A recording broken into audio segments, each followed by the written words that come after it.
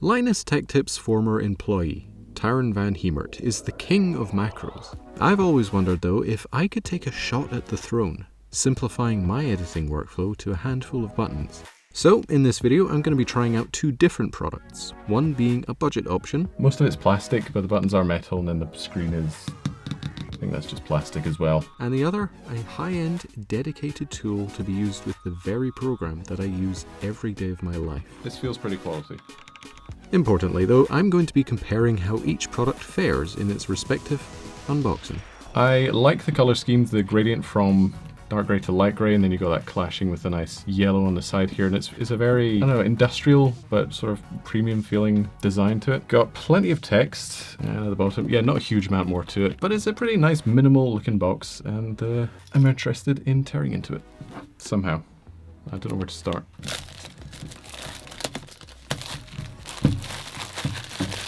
Okay, and the box, it's got quite a pleasant sheen to it, very smooth finish here. And finally, got a secondary box here. This is what an unboxing experience is. You got your outer box, your inner box, you got layers. Got a card thanking you for giving them your money. You're welcome. Quick start. A few QR codes here. Look at this design. The rounded corners, nice thick card. Keeping to the color scheme. That's good. Points there. This is like unboxing a phone. Warranty info, which I will definitely read all of in every single language. Oh, little bonus. Okay. Nice little carrying case.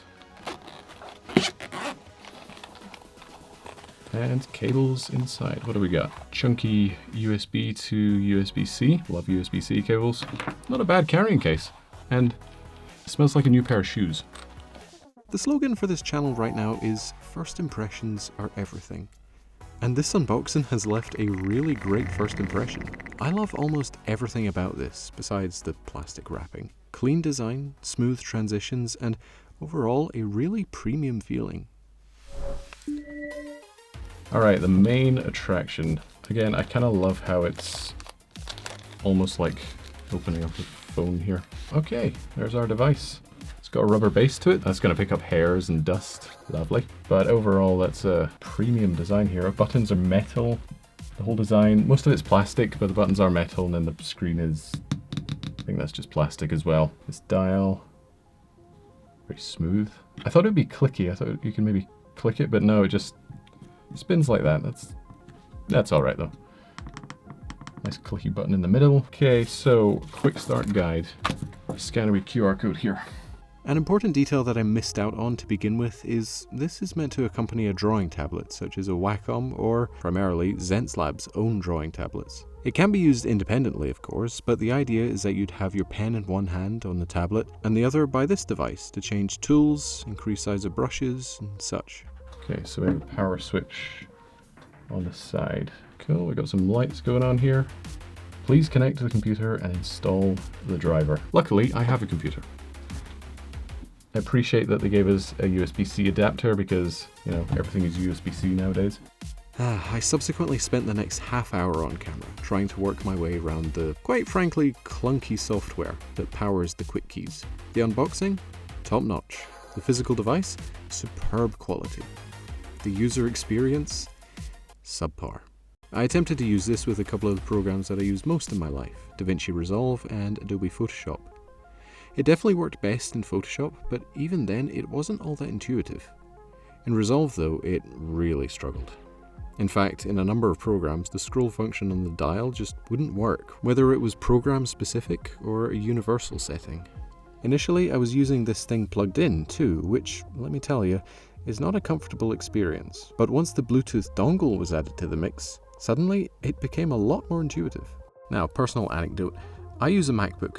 And despite initially being skeptical about using a trackpad for work, my hands barely ever leave a certain radius over the keyboard. So I'm not used to having a hand away from the keyboard by a mouse or something. So when this device was forced to be at the side because of a rather stiff and stubborn cable, I just didn't find it to be a great experience.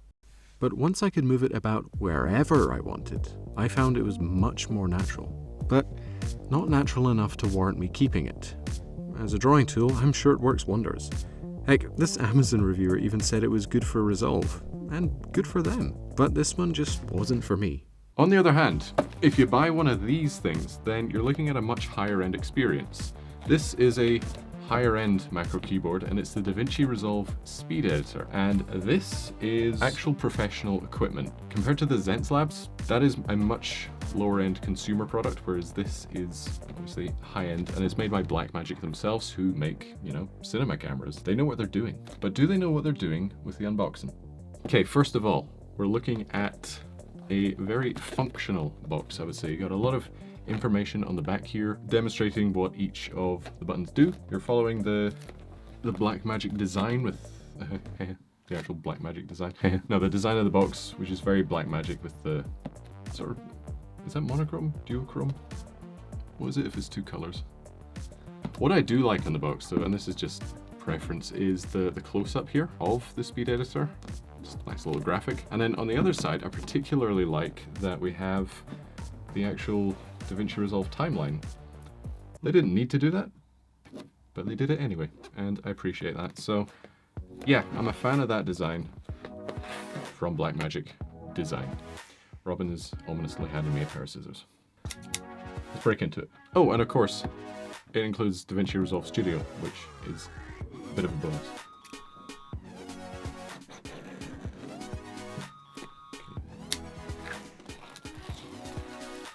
Let's just rip into it. That is one of those nice plastics. I don't like plastic. Okay.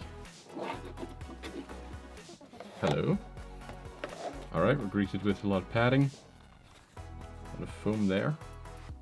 And normally I don't like foam, but first of all, that's quite high end. It's almost like memory foam. And second of all, it's to protect a rather expensive product. Which feels expensive. Oh, okay, you're losing. I'm sorry, Blackmagic, but you're losing points here. Okay, first of all, we're getting started. User manual. That's very well presented. Good start. Got some stickers here. I love pointless stickers that you're never going to do anything with. Apple. And here is the DaVinci Resolve 18 activation code. And wow, that is a surprisingly big USB-C cable as well. I like USB-C. I don't like styrofoam.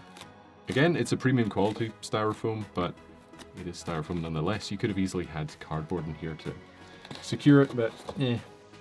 But how did it do in the scores? This one scores a little lower than its competition. Obviously it's much more utilitarian, which isn't a downside, but that giant slab of polystyrene really lets it down. Visually though, I love this thing. Yeah, so overall a very high quality presentation, much like this video. Oh, now, I'm not exactly a keyboard person. Personally, I don't actually like mechanical keyboards all that much, but just as a first impression, this feels pretty quality. Now this jog wheel, compare that to the previous one that I just showed you, and look how much nicer this one is. It has some traction to it, a bit of easing. It just feels so much better.